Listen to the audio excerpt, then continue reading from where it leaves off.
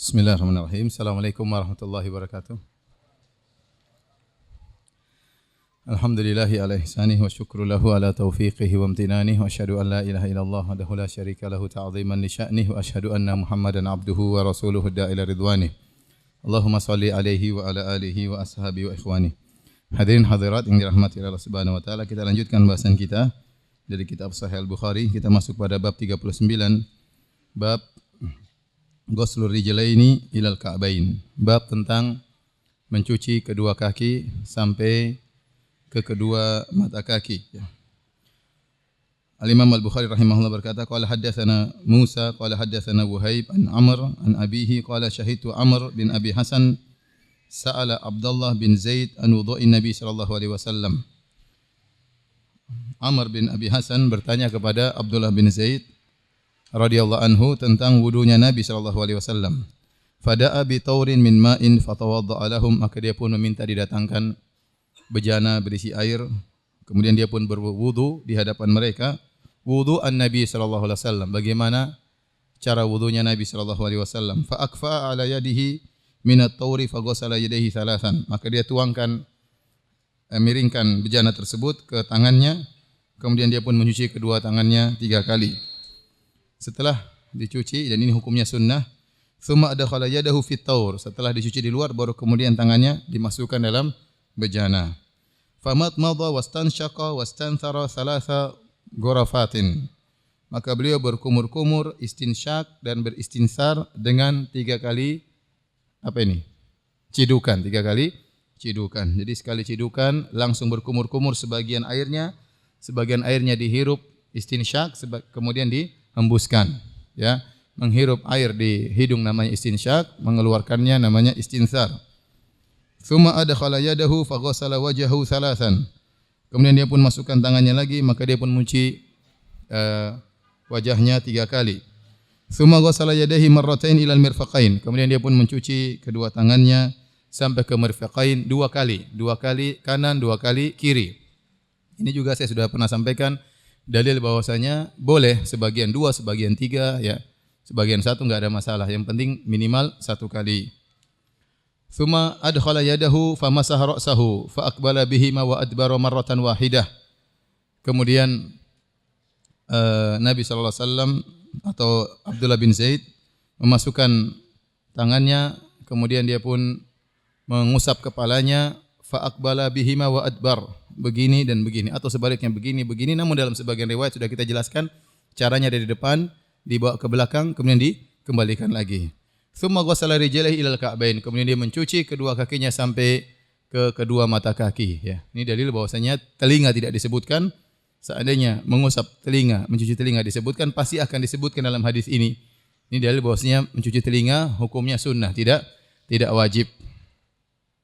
Kemudian beliau mencuci kedua kakinya sampai ke kedua mata kakinya. Dan ini pendapat yang lebih kuat, ya, meskipun sebagian ulama seperti ulama Syafi'iyah membolehkan untuk dicuci lebih daripada mata kaki, sebagaimana mereka membolehkan mencuci tangan sampai melebihi kedua siku, ya. Namun ini sudah pernah kita bahas.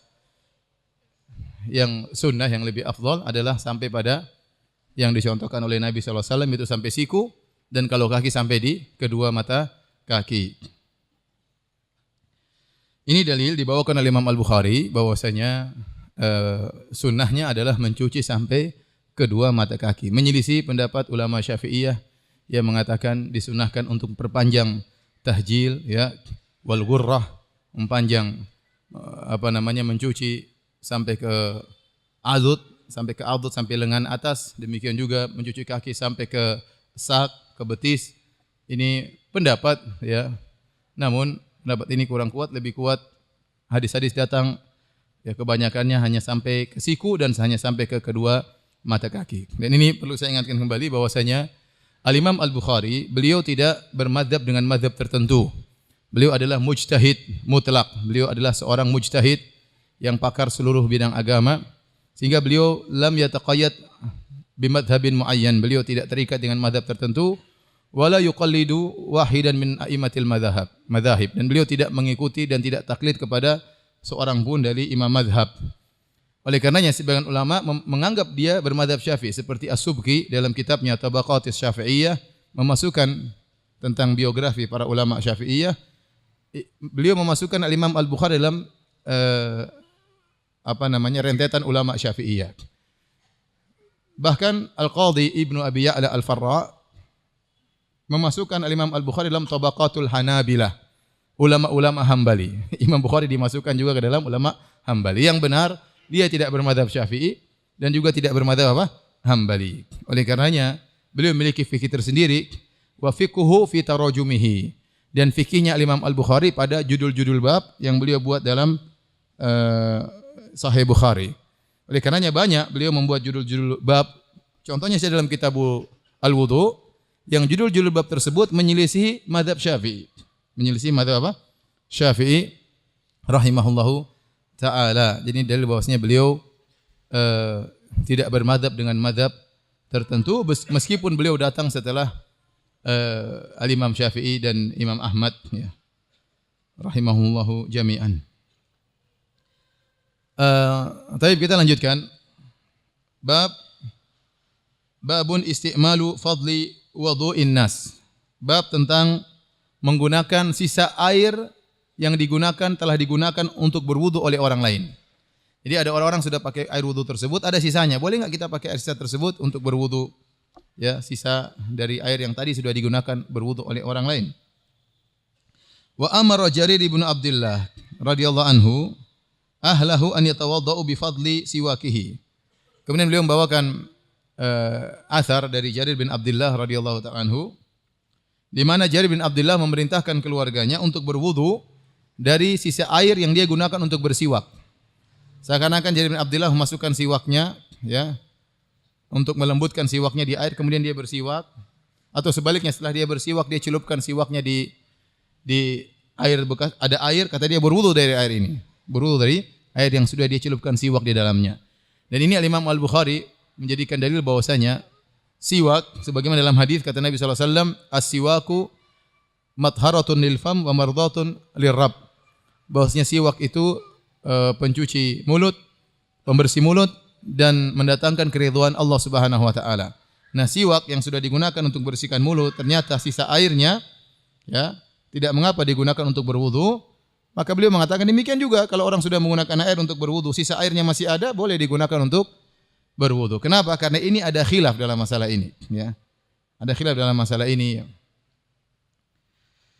Kemudian Imam Al-Bukhari berkata, qala haddatsana Adam, qala haddatsana Syu'bah, qala haddatsana Al-Hakam. Qala sami'tu Aba Juhaifah yaqulu kharaja alaina Rasulullah sallallahu alaihi wasallam bil hajirah. Aku mendengar Abu Juhaifah radhiyallahu anhu berkata, Nabi sallallahu alaihi wasallam keluar menemui kami bil hajirah, yaitu di siang bolong, panas terik. Fa utiya bi wudu'in fatawaddaa. Maka Nabi sallallahu alaihi wasallam didatangkan air wudu. Kalau wudu pakai dhamma artinya perbuatan wudu, kalau pakai fathah wudu artinya air wudu. Itu bahasa Arab. Kalau pakai dhamma wudu artinya perbuatan wudunya, kalau pakai fathah maftuhah al-wudu airnya. Ya.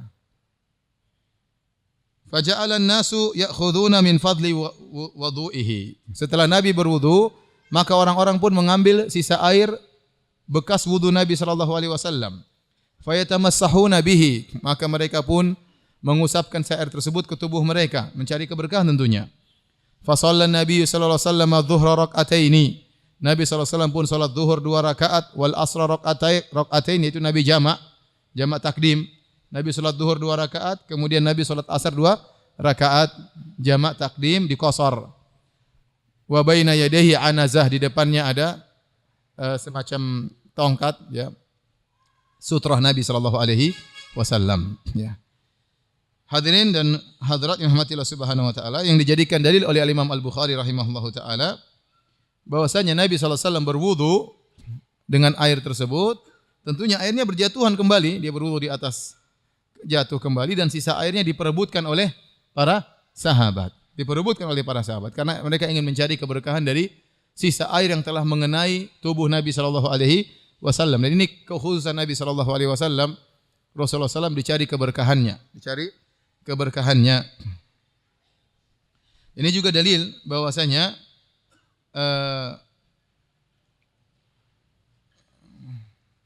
bahwasanya air bekas wudu ya tidak najis, tidak najis.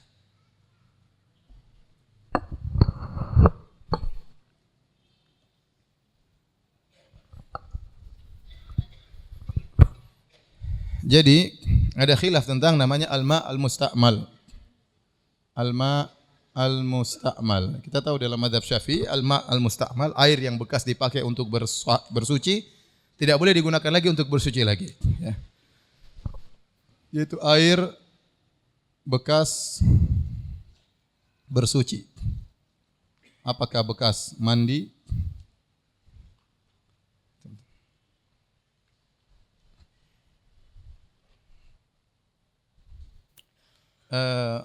Minggu depan bawakan saya yang bisa nempel di sini ya.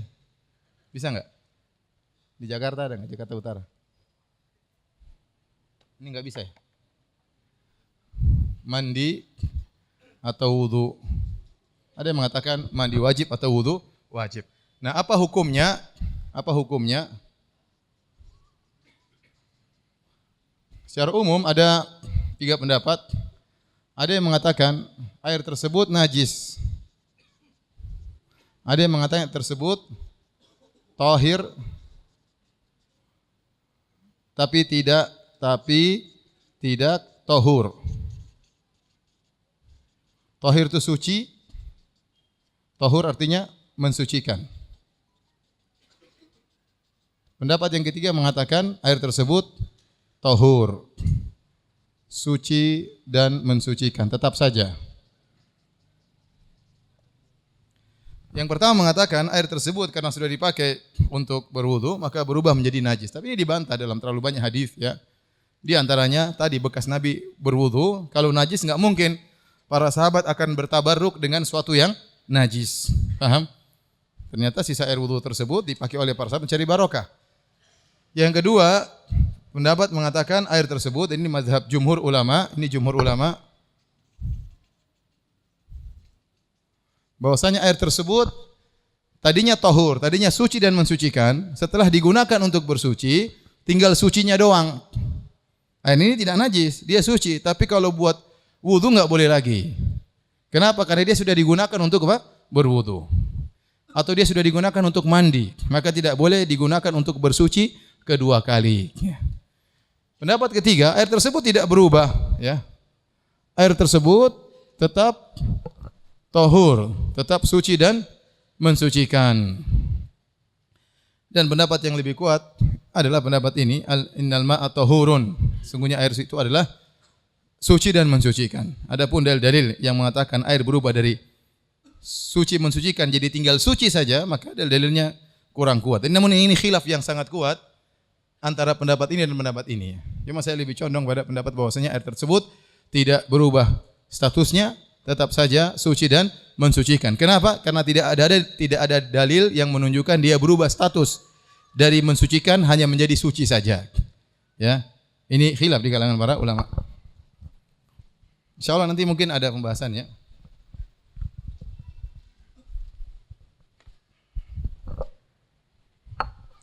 Baik, pembahasan berikutnya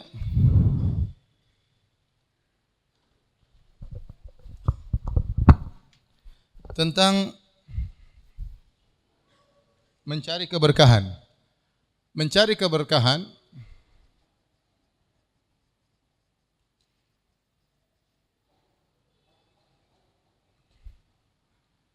hanya khusus untuk Nabi sallallahu alaihi wasallam. Para sahabat tidak, oleh karenanya tidak diriwayatkan bahwasanya sebagian sahabat mencari keberkahan dari sahabat yang lain. Tidak ada yang mencari keberkahan dari sisa wudunya Abu Bakar, sisa mandinya Abu Bakar, dari baju bekas yang dipakai oleh Abu Bakar, dari keringatnya Abu Bakar, enggak ada. Adapun Nabi terlalu banyak riwayat ya. Nanti akan datang juga.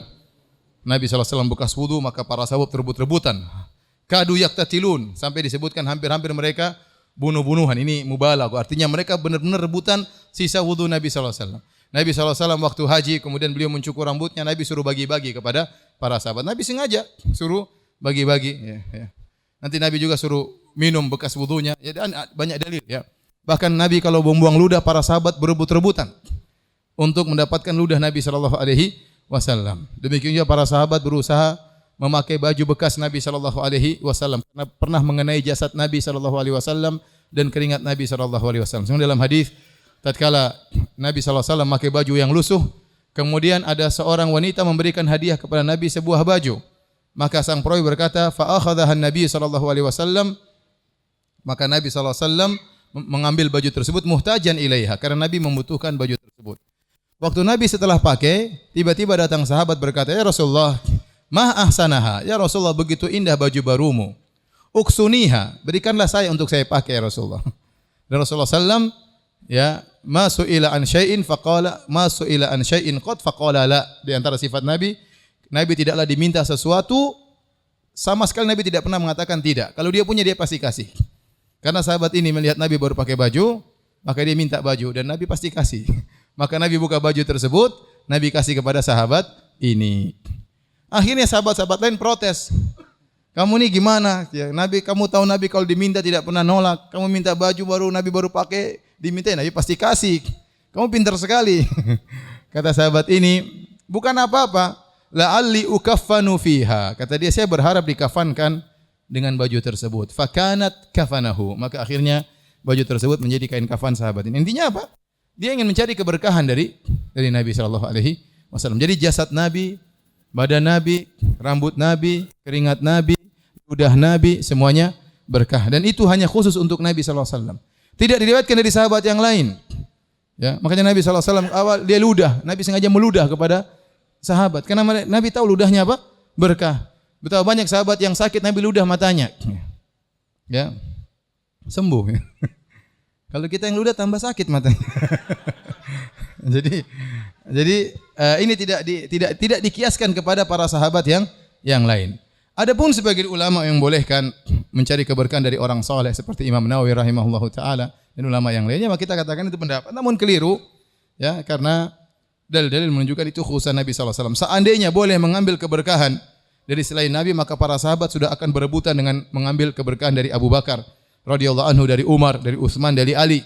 Apalagi Abu Bakar, Utsman dan Ali radhiyallahu anhum dijamin masuk surga oleh Nabi sallallahu alaihi wasallam. Para sahabat secara umum dijamin masuk surga dan tidak ada tabi'in mencari keberkahan dari para sahabat ya. Ini menunjukkan bahwasanya keberkahan tersebut hanya khusus buat Nabi sallallahu alaihi wasallam. Adapun yang mereka mengatakan boleh mengambil keberkahan dari selain Nabi sallallahu alaihi wasallam, maka dalil mereka adalah qiyas. Kita mengatakan qiyas ma'al fariq. Kiasnya tidak bisa disamakan antara kias seorang dengan Nabi sallallahu alaihi wasallam. Tidak bisa. Ya. Karena kita tahu namanya kias harus ada sesuatu yang sama antara al-maqis alaihi dan al-maqis, antara asal dan fara'. Kalau ada kesamaan sesama baru bisa diikutkan hukumnya. Contoh, di zaman Nabi sallallahu alaihi wasallam tidak ada beras, yang ada korma. Dan korma bisa digunakan untuk bayar zakat fitrah atau kena zakat ya. Nah, kemudian bagaimana dengan beras ya? Beras hukumnya sama dengan korma. Kenapa ada kesamaan? Kesamaannya di mana? Sama-sama makanan pokok, qut, sama-sama muddakhar, sama-sama bisa disimpan, kemudian sama-sama bisa makil, ditimbang ya atau diwazan. Karena kesamaan ini maka para ulama mengatakan ya berlaku pada korma, berlaku pada beras apa yang berlaku pada korma. Itu namanya apa? Qiyas. Namanya qiyas. Jadi ada illah jami'ah, ada sebab yang sama antara asal dan cabang, antara korma dengan beras.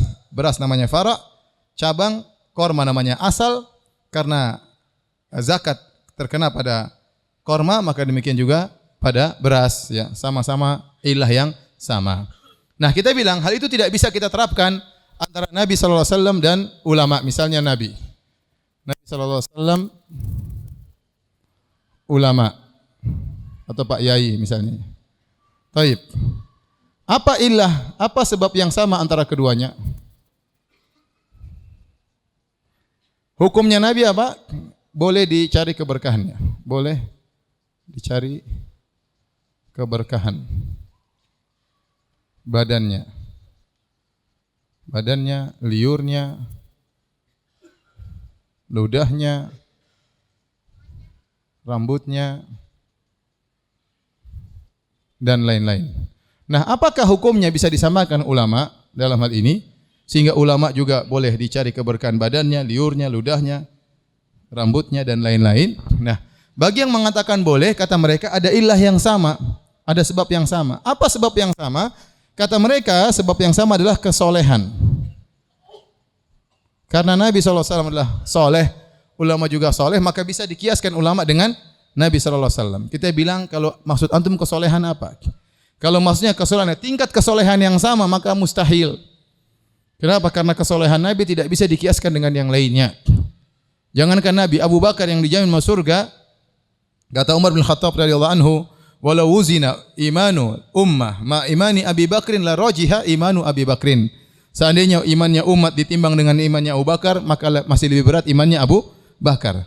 Abu Bakar tidak bisa dibandingkan dengan Nabi sallallahu alaihi wasallam. Abu Bakar hanyalah satu kebaikan dari jutaan kebaikan Nabi sallallahu alaihi wasallam. Bagaimana mau disamakan Abu Bakar dengan Nabi yang pernah melihat neraka langsung, yang pernah melihat surga langsung, yang pernah melihat malaikat, yang pernah berbicara langsung dengan Allah, yang pernah Isra Mi'raj. Bagaimana mau disamakan imannya Nabi dengan imannya Abu Bakar? Jadi kesolehan tidak mungkin sama. Kalau begitu, kalau dikatakan illah jami'ah, sebab yang sama adalah kesolehan, maka kita tidak terima. Karena kesolehan Nabi tidak sama dengan kesolehan seorang pun. Mereka bilang maksud kami bukan tingkat kesolehan, tapi akar kesolehan. Nah, kita bilang kalau akar kesolehan, setiap orang punya akar kesolehan. Setiap seorang mukmin pasti ada akar kesolehan. Saya punya akar kesolehan, antum punya akar kesolehan, ya. Nah, kalau sebabnya adalah akar kesolehan, maka kita akan boleh mencari berkah dari siapapun dari mukmin ini. Paham?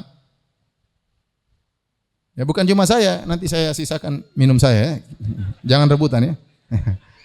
Ya, antum juga bisa sekarang. Apa bedanya? Mana standar kesolehan? Mana standar kesolehan boleh kita ngambil berkahnya? Nggak ada. Mustandar paling atas jelas beda antara seorang dengan Nabi SAW. Mustandar paling bawah kita semua punya akar kesolehan. Terus mana yang menjadikan illah jami'ah, sebab untuk mengkiaskan? Oleh karena tidak ada dalil bahwasanya Abu Bakar dahulu habis cukur rambut bagi-bagi rambutnya, nggak ada. Kalau saat itu boleh dilakukan kepada seorang misalnya yang dianggap soleh, maka sudah. Kalau dia cukur rambut, dia jangan buang ya. Ya. Kemudian dia kumpulkan, ya, bisa dia bagi-bagikan kepada orang di jalanan ya. Saya pernah di Masjid Nabawi habis ceramah, ada orang kemudian datang bawa gelas. Ustaz, tolong tiup Ustaz. Saya bilang buat apa? Meskipun Ustaz tidak yakin, saya yakin. Subhanallah. Ini yang ngajarin siapa? Ustaz apa? Dia maksa, saya bilang enggak. Enggak. Kata dia, yang aneh dia mengatakan meskipun Ustaz tidak yakin, saya yakin. Gimana sih, saya saja enggak yakin, ente yakin. Jadi yang benar bahwasanya untuk cari keberkahan hanyalah Nabi SAW secara jasad. Adapun keberkahan ulama, maka dari petuah-petuah mereka, dari majelis-majelis mereka, dari buku-buku mereka, itulah keberkahan mereka. Bukan badan mereka, bukan ludah mereka, bukan rambut mereka, bukan. Itu khusus untuk Nabi SAW. Taib, di sini juga dalil bahwasanya Nabi SAW tatkala sedang nazil, jadi musafir ada dua model, ada dalam perjalanan, ada nazil. Nazil itu sedang berhenti, sedang berhenti. Kalau seorang dalam perjalanan, terutama idza jadda sayr, perjalanan berat, maka dianjurkan dia untuk menjamak. Dianjurkan dia untuk apa? Menjamak. Tetapi kalau idza lam yajid sayr, jika ternyata perjalanan tidak berat, maka yang dianjurkan dia hanya mengqasar tanpa menjamak. Yang dianjurkan dia hanya mengqasar tanpa menjamak. Tapi seandainya dia menjamak, maka boleh. Saya ulangi, musafir dianjurkan untuk mengqasar secara mutlak.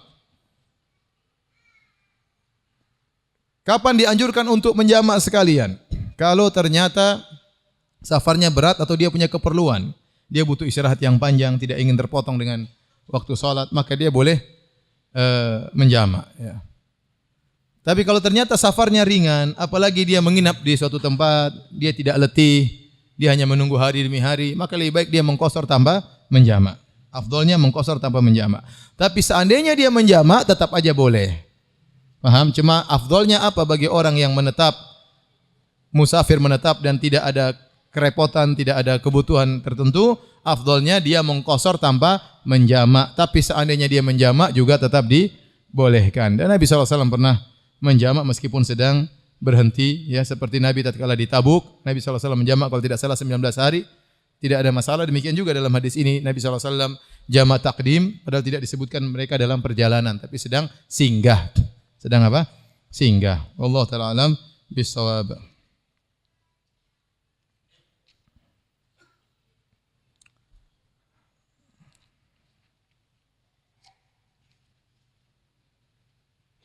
Baik, kita lanjutkan hadis berikutnya. Masih dalam hadis yang sama tentang boleh menggunakan sisa air dari wudu orang lain. Imam Al-Bukhari berkata,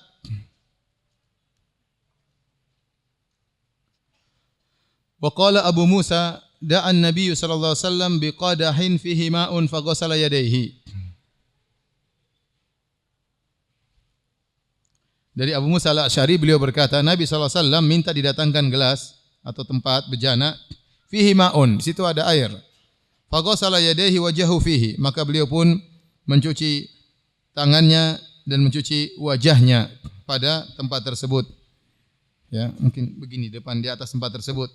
Jadi cuci tangan, kemudian mencuci wajahnya di tempat tersebut. Berarti airnya apa? Kembali. Wa majja fihi, kemudian dia ludahkan di situ. Dia kumur-kumur, kemudian dia semprotkan atau semburkan di mana? Di bejana tersebut. Kemudian qala lahuma, Nabi berkata kepada dua orang sahabat tatkala itu, ishraba minhu, minumlah dari air ini. Wa afrigha ala wujuhikuma wa nuhurikuma, dan tuangkanlah air ini ke wajah kalian berdua dan ke leher-leher kalian, dada-dada kalian berdua. Ya, ini menunjukkan Nabi suruh mereka untuk mencari keberkahan dari air yang sudah merupakan bekas Nabi sallallahu alaihi wasallam. Bahkan Nabi mensemburkan air di qadah tersebut atau di bejana tersebut. Ini dalil bahwasanya bekas Nabi mencuci tangan, bekas Nabi mencuci wajah tidak mengapa, ya, digunakan lagi. Kemudian hadis berikutnya, Al-Imam Al-Bukhari berkata, qala haddatsana Ali bin Abdullah, qala haddatsana Ya'qub bin Ibrahim bin Sa'ad, qala haddatsana Abi an Salih an Ibn Shihab Az-Zuhri, qala akhbarani Mahmud ibn Rabi', qala wa huwa alladhi majja Rasulullah sallallahu alaihi wasallam fi wajhi wa huwa ghulam min bi'rihim. Mahmud bin Rabi' adalah seorang sahabat. Waktu dia berumur 4 tahun atau 5 tahun, Nabi SAW pernah mengambil air dari sumur mereka, kemudian Nabi masukkan dalam mulutnya, kemudian Nabi semburkan ke wajah Mahmud bin Rabi', dan dia mengingat kisah tersebut. Dia mengatakan, Nabi pernah menyemburkan air ke wajahku waktu saya masih kecil, umur masih 5 tahunan. Ini dalil bahwasanya apa yang dia ingat boleh dia riwayatkan di kemudian hari setelah dia dewasa. Wa qala Urwah anil Miswar wa ghairihi yusaddiqu kullu wahidin minhuma sahibahu. Ini hadis maksudnya dari Al-Miswar dan ghairihi, selain Miswar, dan kata Al-Imam Al-Bukhari saling menguatkan di antara Al-Miswar dan yang lainnya. Hadis ini diriwayatkan dalam beberapa sanad saling menguatkan. Kemudian isinya, wa idza tawaddaa an-nabi sallallahu alaihi wasallam kanu yaktatiluna ala wudu'ihi. Dan jika Nabi SAW berwudu, maka para sahabat berebut-rebutan sampai seakan-akan bertempur dalam memperebutkan bekas wudu Nabi SAW. Sekarang sebagian orang demikian, ya. Misalnya ulamanya minum dan dia sengaja sisakan. Setelah dia pergi, murid-muridnya bertempur memperebutkan apa? Sisa air minum tersebut. Dan sebagian mereka sengaja meninggalkan. Ya, mungkin dia berkeyakinan demikian. Tapi saya katakan pendapat tersebut tidak kuat. Yang benar itu hanya untuk siapa? Nabi sallallahu alaihi wasallam. Dalam riwayat yang lain, kadu yaqtatiluna. Bukan kanu, tapi kadu yaitu hampir mereka bunuh-bunuhan, hampir mereka berperang gara-gara memperebutkan sisa wudu Nabi sallallahu alaihi wasallam, ya. Hadis ini datang dalam kisah Urwah bin Mas'ud Ats-Tsaqafi. Tatkala beliau bertemu dengan Nabi SAW, kemudian beliau kabarkan kepada Quraisy. Beliau berkata, aku tidak pernah menemukan suatu kaum yang begitu cinta kepada seorang seperti sahabat Muhammad kepada Muhammad SAW. Adalah Nabi jika membuang ludah maka mereka menada ludah Nabi SAW. Kalau Nabi setelah berwudu, mereka berebut-rebutan, hampir bunuh-bunuhan untuk merebutkan wudu Nabi SAW. Menunjukkan bagaimana besarnya cinta para sahabat kepada Nabi SAW.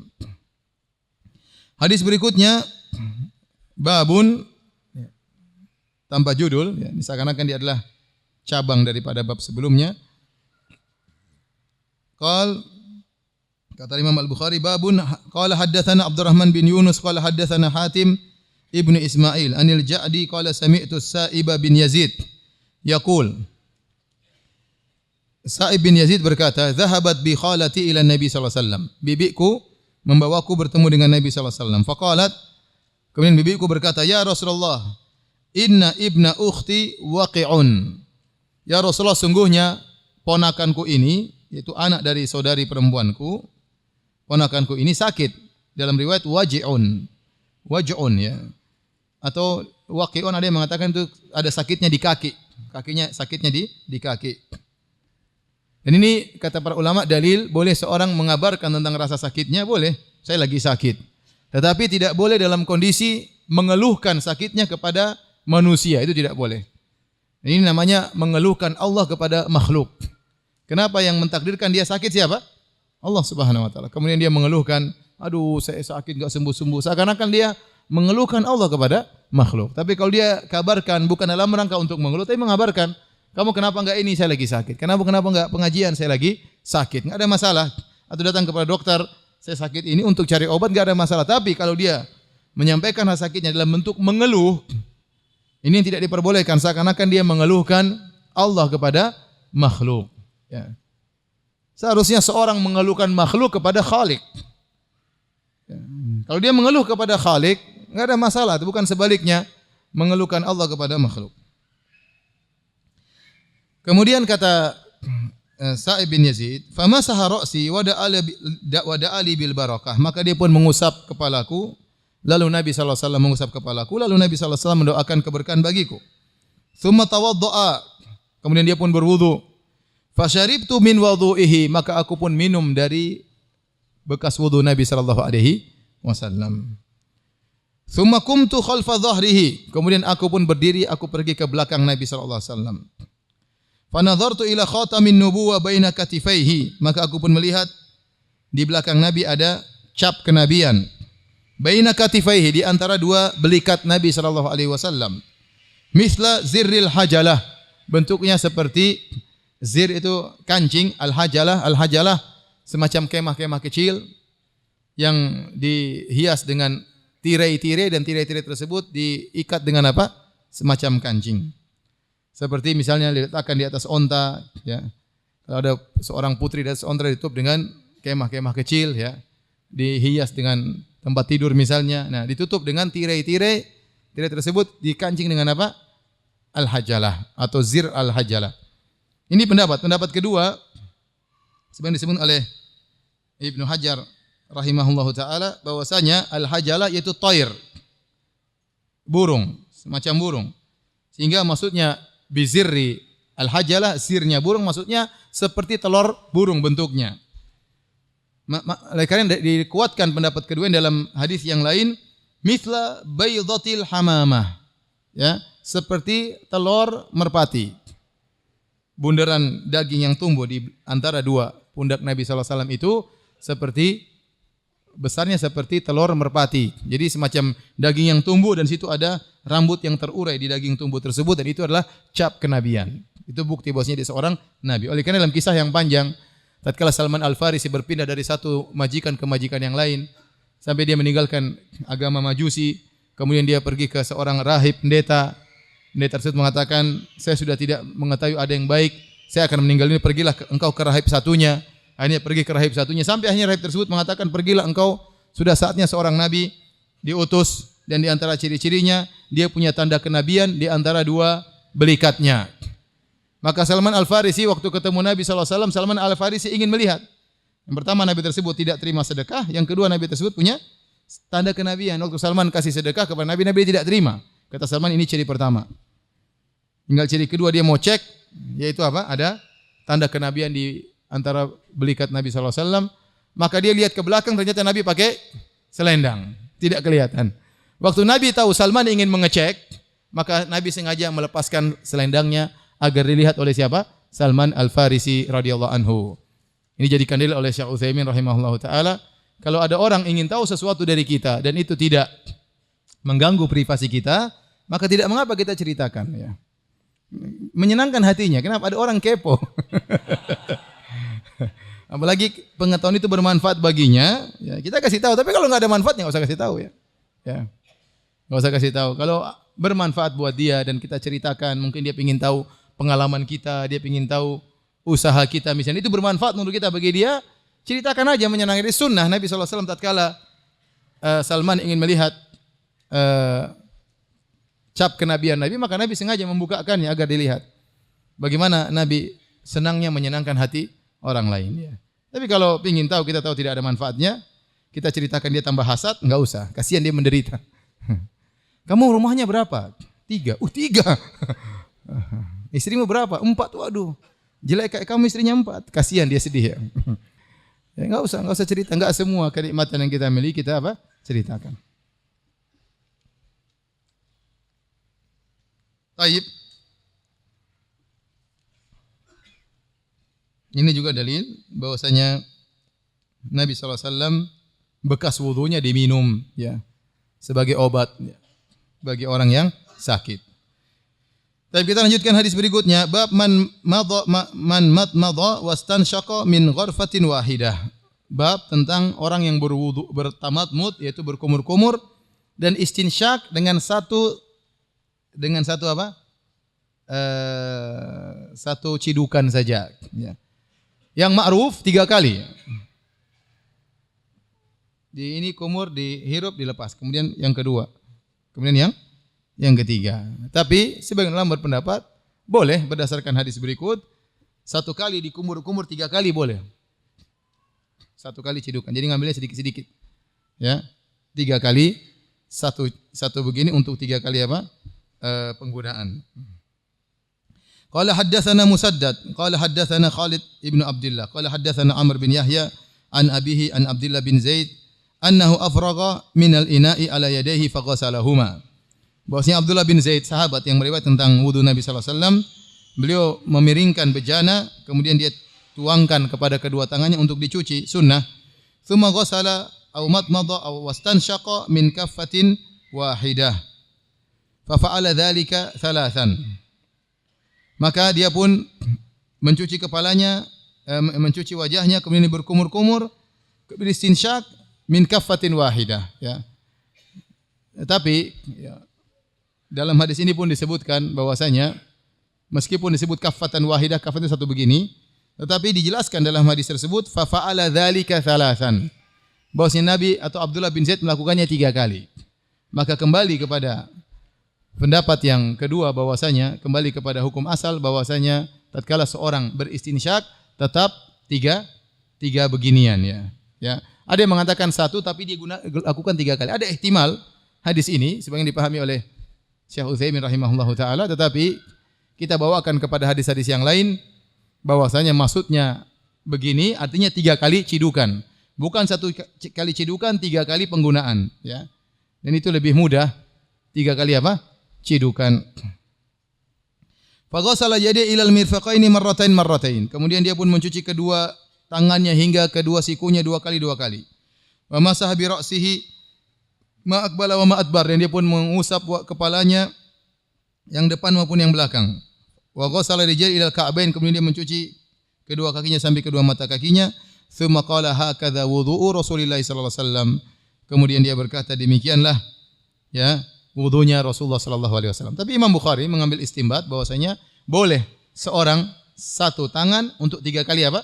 Istinsyak dan kumur-kumur, boleh. Namun lebih hati-hati kita bawa kepada riwayat-riwayat yang lain yang menjelaskan bahwasanya maksudnya 3 kali cidukan. Bab berikutnya bab mashur ra'si marrah. Bab tentang mengusap kepala cuma sekali. Mengusap kepala cuma sekali. Ini juga menyelisih mazhab Syafi'iyah. Karena mazhab Syafi'iyah berpendapat sebagaimana sudah kita jelaskan bahwasanya disunahkan mengusap berapa kali? 3 kali. Mengusap 3 kali, bukan sekali. Imam Al-Bukhari menjelaskan bahwasanya mengusap cuma sekali. Menyelisih mazhab Syafi'i. Dan ini menunjukkan Imam Bukhari bukan bermazhab Syafi'i rahimahullahu taala.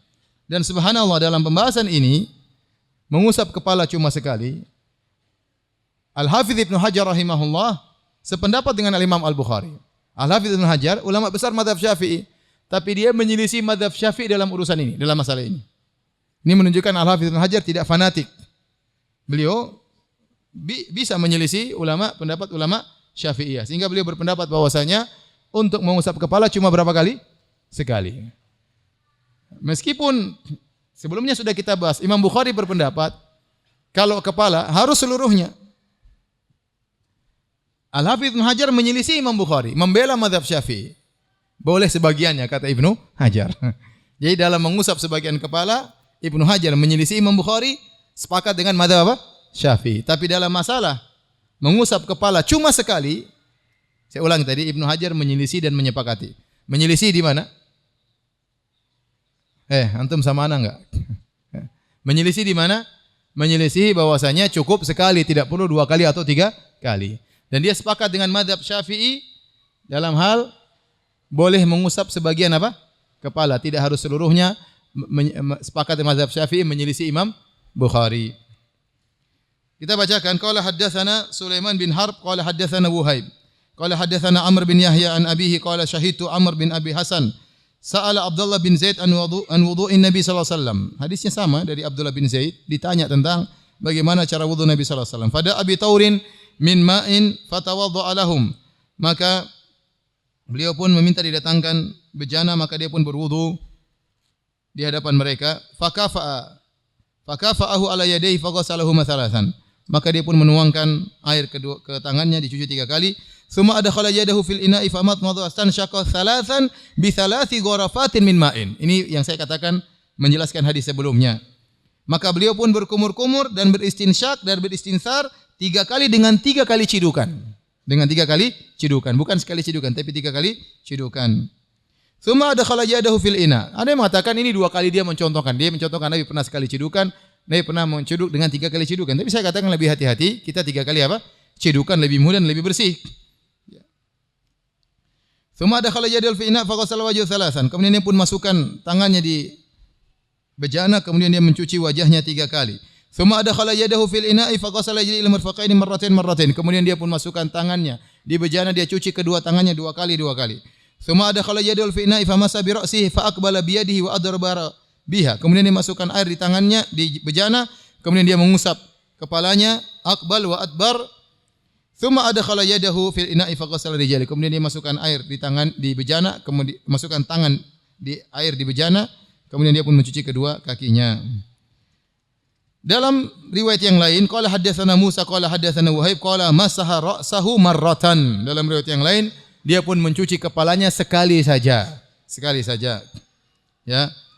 Ibnu Hajar rahimahullah berkata, annal masha mabniyun ala takhfif. Bahwasanya mengusap kepala itu dibangun di atas keringanan, bi khilafil ghasal. Berbeda dengan mencuci.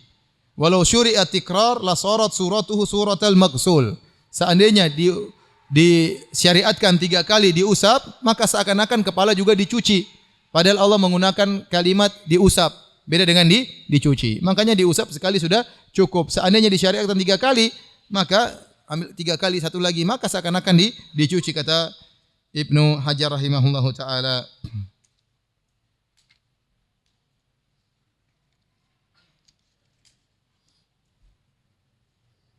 Muazan kah?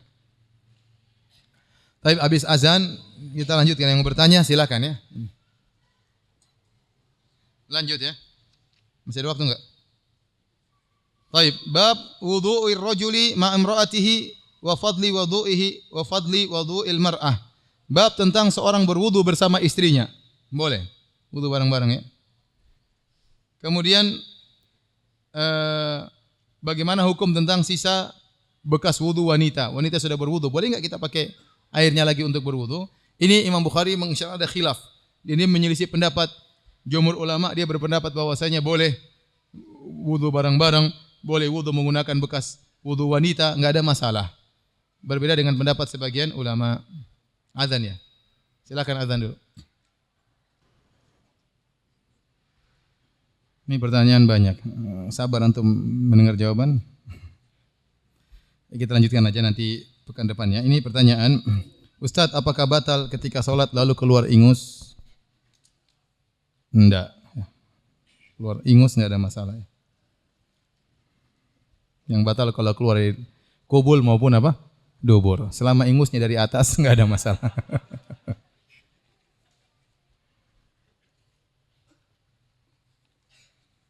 Ustadz, sahkah jika berwudu dengan air yang digayungkan, air dituangkan dengan gayung?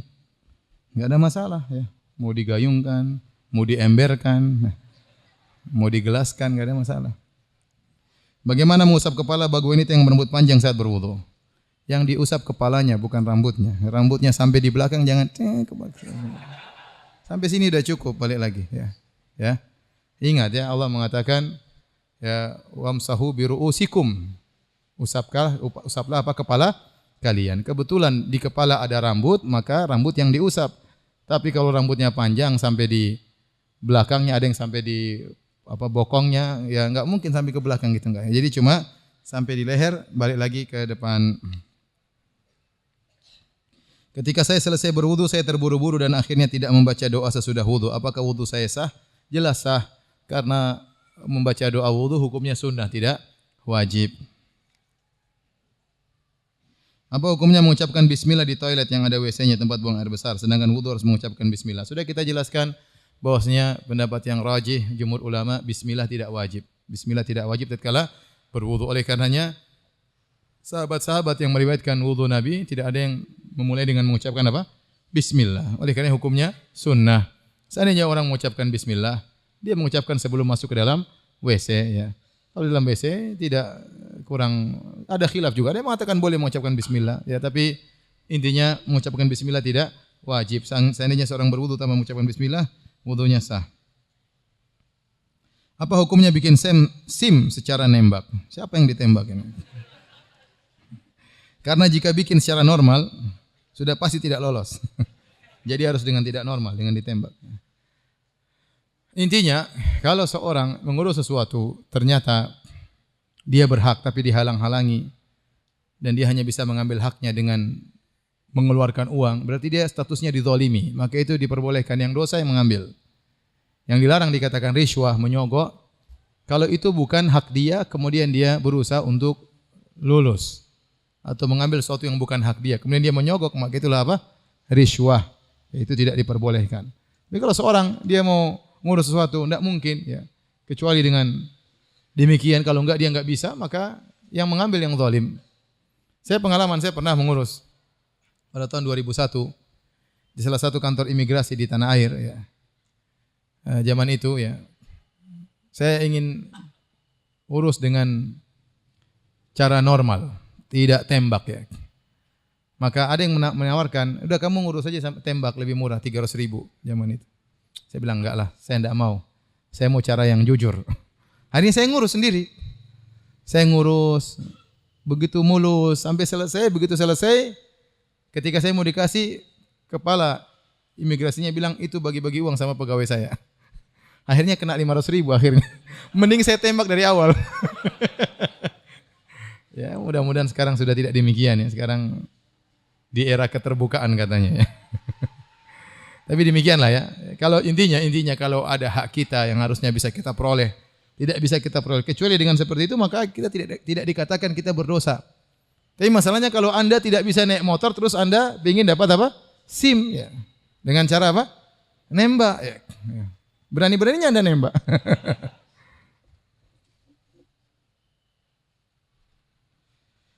Ustadz, apakah sikap yang harus dilakukan sebagai seorang muslim sejati untuk menghadapi pemilu? Dia bilang kita berdoa. Yang pertama berdoa kepada Allah, semoga Allah memberikan pemimpin yang lebih baik ya. Ya, siapapun pilihannya, siapapun yang terpilih semoga adalah yang terbaik bagi Islam dan kaum muslimin. Ini yang jelas, doa jangan dipandang remeh. Doa itu sangat kuat pengaruhnya. Yang kedua, kalau Anda bisa memiliki kemampuan untuk menimbang antara yang satu dengan yang lainnya, maka Anda silakan memilih yang menurut Anda yang terbaik ya.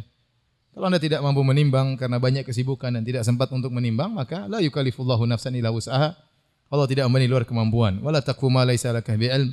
Inna sam'a wal basara wal fuada kullu ulaika kana anhu mas'ula. Jangan mengikuti sesuatu yang tidak punya ilmu. Sungguhnya penglihatan, pendengaran, hati akan dimintai pertanggungjawaban. Kalau bisa milih silakan milih. Semoga sumbangsih Anda ya bisa memperbaiki kondisi tanah air kita menjadi lebih baik.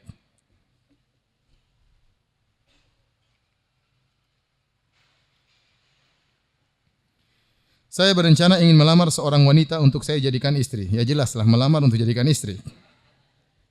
Ini tidak perlu dijelaskan ya. Hanya nambah waktu. Akan tapi orang tua dari pihak si wanita masih mempercayai perhitungan weton atau tanggalan Jawa dan hasilnya kurang baik. Akhirnya dari pihak wanita ragu-ragu untuk melanjutkan acara lamaran ini. Bagaimana langkah yang harus saya lakukan Ustaz? Jelaskan itu syirik. Mak sudah ngelamar dihitung-hitung ternyata menurut calon mertuanya sang ikhwan ini enggak beres kalau menurut hitungan apa? Weton apa waton tadi ya. Jelaskan bahwasanya itu hitungan kesyirikan. Bilang sini saya yang ngitung. Menurut perhitungan saya namanya pernikahan itu kebaikan. Bilang gitu. Ini seperti inilah. Membuat kerugian orang lain ya. Gara-gara hitung-hitung akhirnya entah pakai rumus apa akhirnya merugikan apa? Orang lain. Kalau ternyata sang calon mertua tetap bersikeras ya sudahlah, cari yang lain. Ya. Daripada nanti urusan panjang maksa nikah sama wanita tersebut, kemudian nanti setelah ente nikah ada perhitungan lain lagi repot. Ya udahlah cari yang lain. Tapi kalau Anda bisa menjelaskan, mengingatkan ini kesyirikan ya ini tatayur dan yang lainnya maka semoga bermanfaat. Apakah bisa wudu di WC setelah mandi? Boleh setelah Anda mandi biasa. Ingin wudu ya, wudu seperti wudu biasa. Silakan.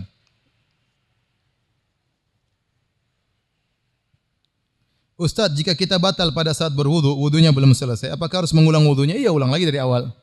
Antum pas usap kepala, buang angin. Jangan dilanjutkan. Ulang lagi dari awal ya. Pas lagi nyuci kaki kanan, buang angin. Tanggung, tinggal kayak kiri, enggak. Ulang lagi dari awal.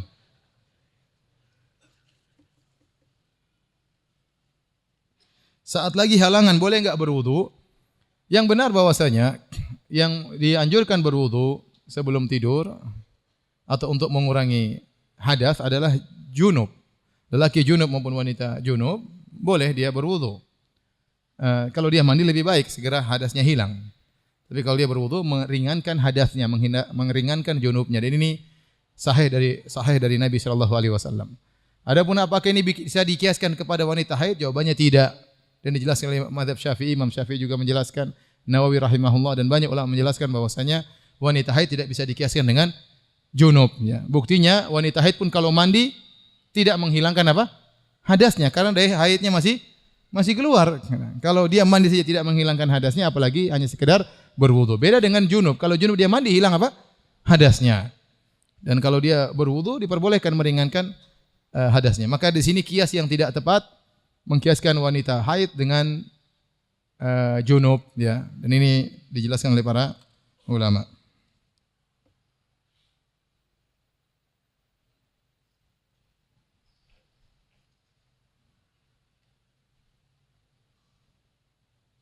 Saya batal menikah. Ini kesian ya. Padahal sudah tahap khitbah. Dia membatalkan dengan alasan yang tidak jelas. Tolong beri saya nasihat agar saya bisa menghadapi semuanya. Masya Allah. Terutama omongan tetangga yang sudah tahu. Syukran Ustaz. Sabar ya. Hidup ini banyak ujiannya ya. Ya. Pertama kita harus yakin wa asa an takrahu syai'an wa huwa khairul lakum. Bisa jadi engkau membenci sesuatu dan itu lebih baik bagimu. Ya, bisa jadi lebih baik. Wa asa an takrahu syai'an wa yaj'alullahu fihi khairan katsira. Bisa jadi kau membenci sesuatu dan Allah menjadikan di balik kebencianmu banyak kebaikan yang banyak. Oleh karena seorang husnudzon kepada Allah Subhanahu wa taala, dia tidak tahu kebahagiaannya pada wanita tersebut atau pada wanita yang lain. Dia tolak ya sudah, dia kan sudah berusaha. Al khair khiratullah. Yang terbaik adalah pilihan Allah Subhanahu wa taala. Nah, kalau kita sudah sesuai dengan prosedur, kita sudah berusaha, kita melamar, tahu-tahu dia batalkan tanpa alasan yang jelas, pasti ada alasannya, cuma mungkin dia tidak mau menyampaikan. Mungkin ada laki-laki lebih tampan, Mungkin laki-laki lebih kaya ya. Ya, yang antum datang ngelamar pakai sepeda, yang satunya ngelamar pakai mobil ya. Zaman sekarang sudah tidak ada cinta buta. Wanita bisa bedakan antara sepeda dengan mobil. Ya sudah, yakinlah bahwasanya alhamdulillah antum tidak dapat mertua yang matre ya. Intinya husnudzon kepada Allah. Dan sekarang mulailah pemburuan yang baru ya. Cari lagi akhwat yang lain, masih banyak bunga-bunga yang bertebaran. Lebih banyak bunga-bunga daripada kambing-kambing ya.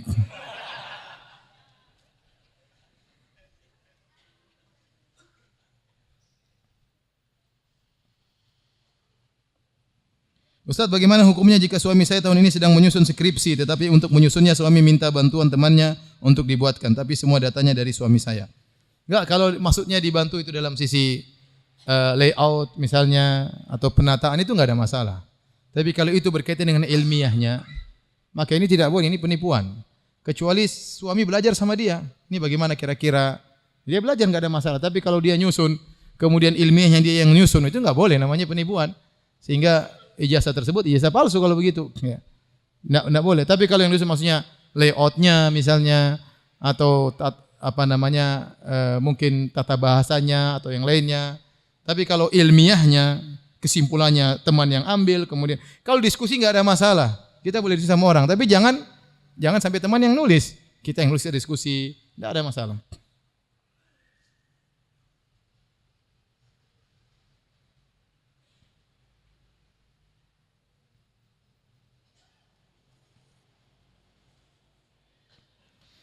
Saya seorang mu'allaf, akhwat.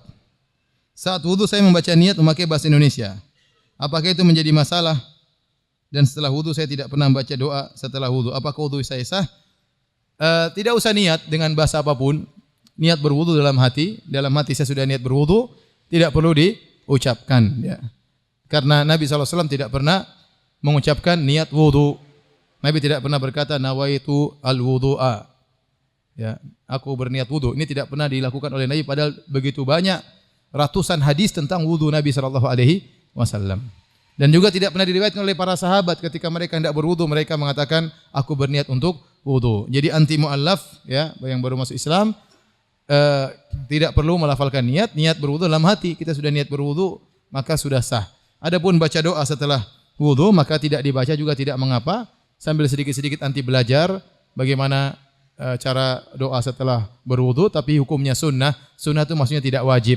Seandainya tidak dilakukan juga tidak mengapa. Semoga Allah ya memperkokoh iman anti, dan anti jangan lupa untuk terus belajar tentang Islam yang begitu indahnya.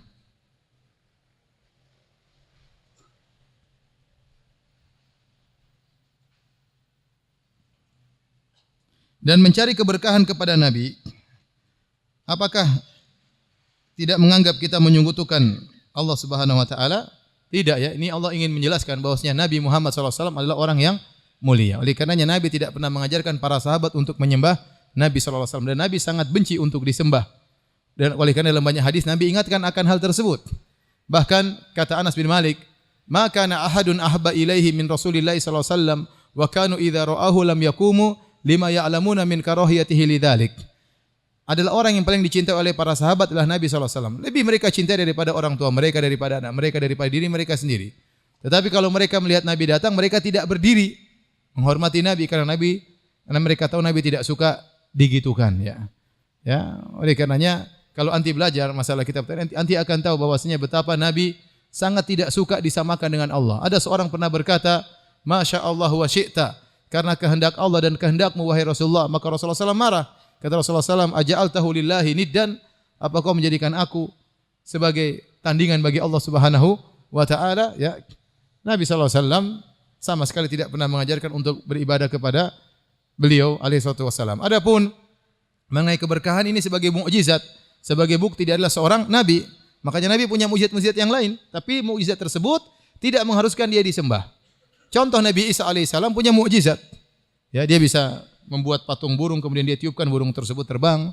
Dia bisa alaihissalam bisa menyembuhkan orang yang kena penyakit baros, ya, orang buta bisa melihat, bahkan orang mati bisa dihidupkan. Tapi itu tidak menjadikan Nabi Isa untuk disembah. Nah, orang-orang Nasara tatkala melihat ini mukjizat luar biasa, mengangkat beliau seperti Tuhan. Padahal beliau bukan Tuhan. Mukjizat itu sebagai bukti dia seorang nabi, bukan sebagai Tuhan. Makanya dia sujud kepada Allah. Dalam Injil pun disebutkan Nabi Isa sujud, Nabi Isa salat, Nabi Isa berdoa. Nah, kalau dia Tuhan, ngapain dia sujud? Sujud kepada siapa? Masa Tuhan sujud?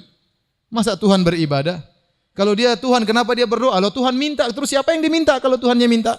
Ya. Dan ini menunjukkan bahwasanya mukjizat yang dimiliki seorang nabi bukan menunjukkan dia Tuhan, tetapi dia adalah seorang nabi karena mukjizat tersebut bukti dia utusan Allah Subhanahu wa taala. Sebenarnya Nabi sallallahu alaihi wasallam punya mukjizat banyak, di antaranya berkah tubuhnya, di antaranya ludahnya bisa menyembuhkan orang sakit, di antara rambutnya bisa menyembuhkan orang sakit. Tetapi Nabi mengajarkan kita minta kepada Allah Subhanahu wa taala. Ustaz, ada pendapat yang mengatakan jika sudah mandi besar, mandi wajib tidak perlu wudu lagi, bisa langsung salat. Itu benar, sudah sering kita jelaskan. Kalau orang mandi junub, mandi besar, bukan mandi biasa, mandi junub, dia lagi janabah, kemudian dia mandi junub, mandinya sah, maka dia langsung bisa salat. Adapun kalau mandi biasa tidak boleh, harus berwudu lagi.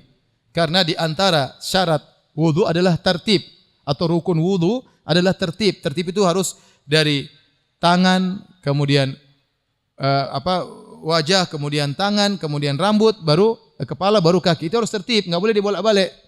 Sementara kalau kita mandi, memang badan kita semuanya basah, lebih daripada anggota tubuh. Cuma dia tidak ada tertibnya. Dan di antara rukun wudu adalah apa? Tertib. Bagaimana kondisi apabila kita setelah berwudu selalu ingin kentut melulu? Apakah boleh kita tahan karena terkadang setelah diulang wudu pun masih ingin kentut lagi? Ya udah ulang kentut lagi, ulang lagi. Tapi kalau memang itu pembawaan, wallahu a'lam bishawab, mungkin ditahan tatkala menjelang salat enggak ada masalah ya. Tapi kalau ternyata memang kebelet ya kentut aja enggak apa. Wudu lagi, kentut lagi, wudu lagi enggak apa sampai enggak ingin lagi ya. Ya sampai enggak ingin lagi. Bolehkah berwudu dalam keadaan telanjang? Boleh. Karena Nabi sallallahu alaihi wasallam dan nanti akan datang bagaimana boleh mandi janabah dalam kondisi telanjang boleh. Padahal mandi janabah juga bersuci ya. Sama wudu juga apa bersuci. Mandi janabah bahkan mengangkat hadas besar itu boleh dalam kondisi tidak berpakaian, apalagi hanya wudu yang mengangkat hadas kecil, maka boleh juga dalam kondisi tidak berpakaian. Wallahu taala alam bisawab. Assalamualaikum warahmatullahi wabarakatuh.